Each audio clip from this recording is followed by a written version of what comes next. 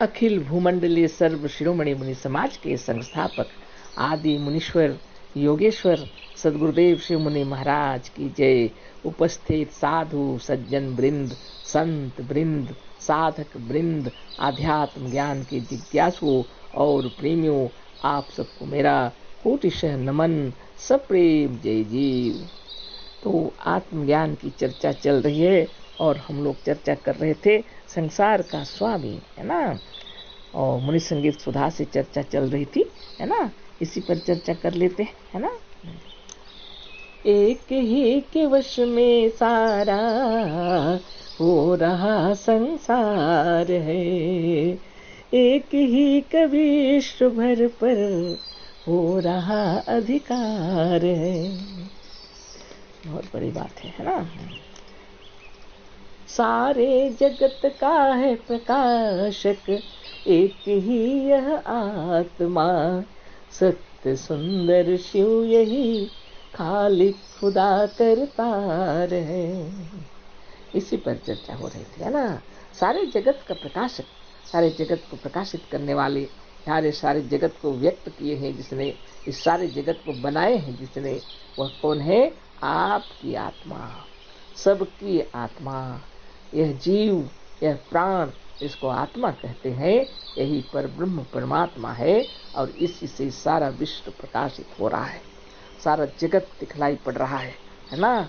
एक ही आत्मा है उसका प्रकाशक, सारे जगत का प्रकाशक एक ही है आत्मा, सत्य सुंदर शिव यही परम सत्य आत्मा, है ना। और संसार में जो सौंदर्य दिखलाई पड़ रहा है उसकी महिमा है आपकी आत्मा। इस प्राण की महिमा, इस प्राण से सुंदर और कोई चीज नहीं है, प्राण ही सबसे सुंदर है और यह कल्याणकारी है, सबका कल्याण करने वाली, है ना। यह जगत में यही शिव है, परम सत्य है आत्मा, है ना। आनंद स्वरूप है आत्मा, सत्य है, चैतन्यमान है और आनंद स्वरूप है और अति सुंदर यही आत्मा। इस आत्मा के प्रकाश से सारा विश्व इतना खूबसूरत हुआ है, यह शरीर भी इतना खूबसूरत हुआ है। आकाश अग्नि जल वायु और मिट्टी से बना यह शरीर जीवंत हो गया है, चैतन्य हो गया है। किसकी महिमा है इसमें? आपकी आत्मा की महिमा है ना। और इसलिए इसको मालिक कहते हैं, इसको ही खुदा भी कहते हैं, क्योंकि अंतरात्मा है और यही सबका तारनहार है, ईश्वर है, भगवान है ना। इससे बढ़कर कोई करतार नहीं, है ना। सत्य सुंदर शिव यही खालिक खुदा करतार है। कितनी बड़ी बात है ना। जन्म पालन ओ प्रलय का क्रम इसी से हो रहा, इस जीव ही से, इस जीव से है जिंदगी, इस जीव से संहार है।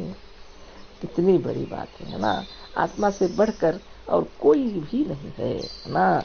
एक ही के वश में सारा हो रहा संसार है, एक ही का विश्व भर पर हो रहा अधिकार है। इसे जन्म देने वाले, जन्म लेने वाले सब आत्मदेव ही हैं, है ना। इस संसार में जो देख रहे हैं नन्हे बालक भी हैं, अभी जन्म लेने वाले हैं और कोई तो जन्म ले चुके हैं। ये जो कोई है ये आत्मदेव है ना। पालन पोषण करने वाले भी यही अपने शरीर का भी पालन पोषण करते हैं। इस शरीर में जब विराजमान रहते हैं, जो भोजन हम लोग करते हैं वो सर्वस तैयार होकर के सारे शरीर का पालन पोषण करते हैं। करने वाली शक्ति आपकी आत्मा, और बाहर के अपने परिवार के और सब संसार का पालन पोषण करने वाली भी आपकी आत्मा। बहुत सुंदर बात है ना। यह प्रलय भी कर देते हैं, है ना। जब हमारा शरीर चला, माने क्या बोलते हैं, आत्मदेव के निकल जाने से शरीर नष्ट हो जाता है ना। धीरे धीरे प्रलय हो जाता है, समझ लीजिए। सृष्टि भी हो रही है, प्रलय भी हो रहा है, जन्म भी हो रहा है, बढ़ रहे हैं, बड़े हो रहे हैं, वृद्ध हो रहे हैं, शरीर छोड़ दे रहे हैं। एक कोई वृक्ष भी उसी तरह, एक बीज हुआ, वृक्ष हुआ और फिर फल फूल लगे और फिर और जमीन में गिर पड़ा, फिर वही बीज फिर वृक्ष बना। इसी तरह क्रम चलता रहता है। जन्म पालन ओ प्रलय का क्रम इसी से हो रहा, इस जीव से है जिंदगी, इस जीव से संहार है।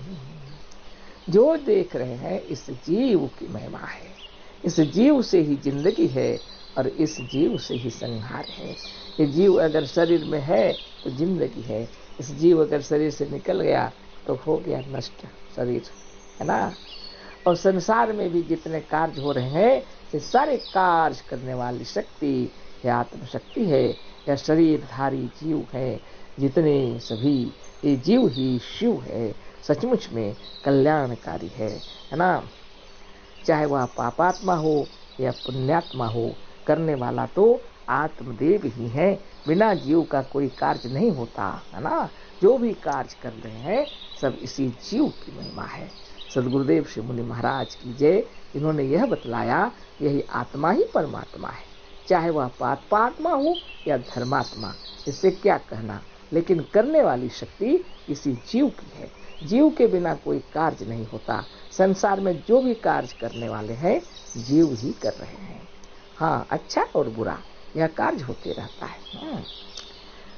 पंचभूतों को नियम में रखने वाला है यही, पंचभूतों के सहित लेता यही अवतार है। तो पंचभूत जितने जगत में है, आकाश, अग्नि, जल, वायु और मिट्टी, इसको ही पंचभूत कहा जाता है, पंच महाभूत, है ना। इन सबको नियम में रखने वाली शक्ति है आत्मशक्ति। जब इस शरीर में विराजमान है तो पंचभूतों का जितना नियम इसके शरीर के पालन पोषण में लगा हुआ है आत्मदेव, वह शरीर निर्माण किया हुआ है या निर्मित किया हुआ है और निर्माण होते ही रहता है। सबको स्थिर रखने वाली शक्ति है आपकी शक्ति, आत्मशक्ति, जीवनी शक्ति, चेतन शक्ति, आत्मा, जीव, तेज, आत्मा जो कुछ है ये पंचभूतों को अपने नियम में रखने वाले हैं। कोई दूसरा नहीं रख सकता। इस शरीर के अंदर जब ब्रह्म है, आत्मदेव है, तो शरीर जीवित है। और अगर शरीर से निकल जाए तो संसार के जितने भगवान का नाम लेकर के फूंकिए, इसमें प्राण नहीं आ सकता। कोई ताकत किसी में नहीं है। इसीलिए सदगुरुदेव बता रहे हैं आपकी आत्मा सर्वशक्तिमान है, अपने शरीर के मालिक आप हैं। सबके शरीर के मालिक अपने अपने भीतर विराजमान है। सबके अपने अपने मालिक है, अपना अपना शरीर है, सबका व्यक्तित्व भी अलग अलग है। यह पंचभूतों के सहित लेता यही अवतार है। ये पंचभूतों को नियम में रखने वाला है, फिर पंचभूतों के सहित अवतार लेने वाला भी यही है ना। छोटा नन्हा बालक जन्म लेता है, संपूर्ण पंचभूत सहित अवतार, है ना।